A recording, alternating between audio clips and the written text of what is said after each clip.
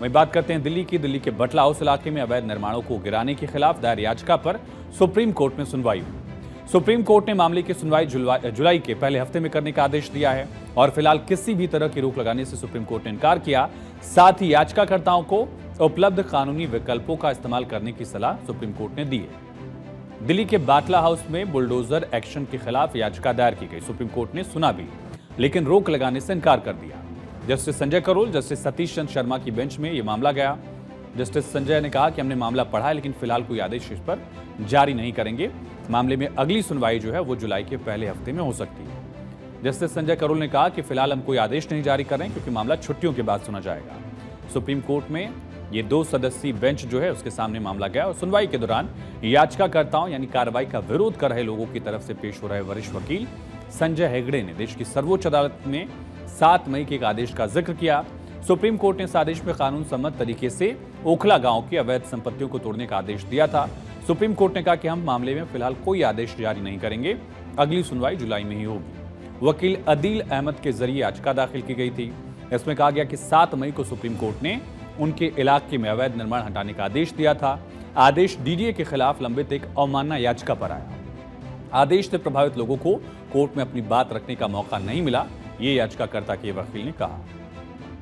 Main issue यही रहा है कि जिन लोगों को नोटिसेस मिली है खसरा नंबर 279 के अंदर, ये खुद पार्टी नहीं थे इस कंटेम्प्ट प्रोसीडिंग्स में, और जबकि ये जब खुद पार्टी नहीं थे तो बिना इनका सुनवाई इनको डायरेक्टली नोटिस दिया गया। ऑर्डर में जबकि स्पेसिफिकली ये बात कही गई थी कि 15 दिन का नोटिस इनको दिया जाएगा जिसके जवाब ये दे सकेंगे, बल्कि उसके जगह नोटिस सीधी इस बात पे आ गई कि आप ये जगह को खाली करें। तो ये 2 मेन पॉइंट्स पर हम लोग ने सुप्रीम कोर्ट में याचिका दर्ज की थी, और आज जैसे सुप्रीम कोर्ट ने कहा है कि फाइनली इस याचिका को भी रेगुलर मैटर यानी कि जो कंटेम्प्ट पिटिशन जो चल रही है सुप्रीम कोर्ट में खसरा 279 को लेकर के, उसी मैटर के अंदर इसे सुनवाई होगी इसकी।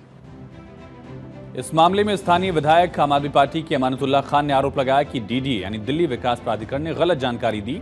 2014 में संसद द्वारा संरक्षित भूमि के नियमों का उल्लंघन बताया। ये भी दावा किया कि प्रभावित क्षेत्र 2014 के पहले ही अनअधिकृत रूप से नियमित हो चुका था। डीडीए मनमानी कर रहा है। आप विधायक ने भी कहा कि प्रभावित लोग पीएम उदय योजना जैसे विकल्पों का इस्तेमाल कर सकते हैं। ये जो एरिया है, देखिए 2014 का जो प्रोटेक्टेड लैंड जो 2014 का पार्लियामेंट ने प्रोटेक्ट किया है, वो उसमें आता है। अनऑथराइज रेगुलाइज का पार्ट है, और बाकायदा ये पिक एंड चूज वाला डीडीए ने अपनाया है, जो कि गलत है।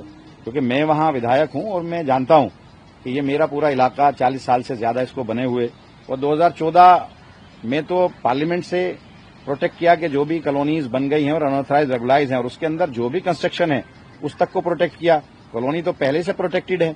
तो ये गलत तरीके से ये पिक एंड चूज वाला रास्ता इख्तियार किया है डीडीए ने, और डीडीए ने गलत रिपोर्टिंग की है।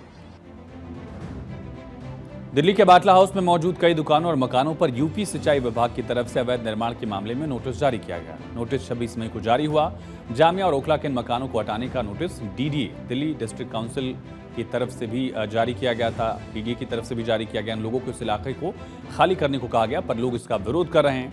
उनका कहना है कि कम से कम 15 दिन का नोटिस मिलना चाहिए था, लेकिन यहाँ एक झटके में बेदखल करने की कोशिश की जा रही है। बीते कुछ दिन पहले यूपी सिंचाई विभाग और डीडीए ने खसरा नंबर 279 पर और 271 पर अपना दावा ठोका था, जिसके बाद जो आप ये पूरा इलाका देख रहे हैं, ये मुरादी रोड का पूरा इलाका है जो खसरा नंबर 279 में आता है।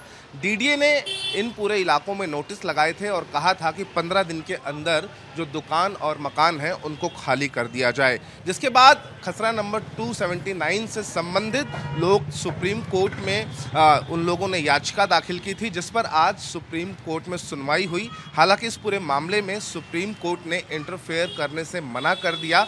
सुप्रीम कोर्ट का ये कहना है कि जितने भी लोग खसरा नंबर 279 पर हैं वो पहले संबंधित विभाग के पास जाएं और उन लोगों से बातचीत करें, और अब इस पूरे मामले की जो सुनवाई है वो जून या फिर जुलाई में हो सकती है। दरअसल पूरा मामला क्या है, कुल 2 बीघा 10 बिस्वा जमीन पर कार्रवाई का केस है। बटला हाउस के खसरा नंबर 271 और 279 पर दावा किया गया है। यहां मकान और दुकानों की जमीन पर यूपी सिंचाई विभाग और डीडीए ने दावा किया। अदालत ने इस मामले में डीडीए को हलफनामा 3 महीने में दायर करने के लिए कहा। 15 दिन के अंदर मकानों दुकानों को खाली करने का नोटिस दिया गया। चेतावनी दी गई कि अगर ऐसा नहीं हुआ तो फिर बुलडोजर कार्रवाई की जाएगी। इसी फैसले के खिलाफ सुप्रीम कोर्ट में याचिका दायर की गई थी, लेकिन इस पर रोक से सुप्रीम कोर्ट ने इनकार किया।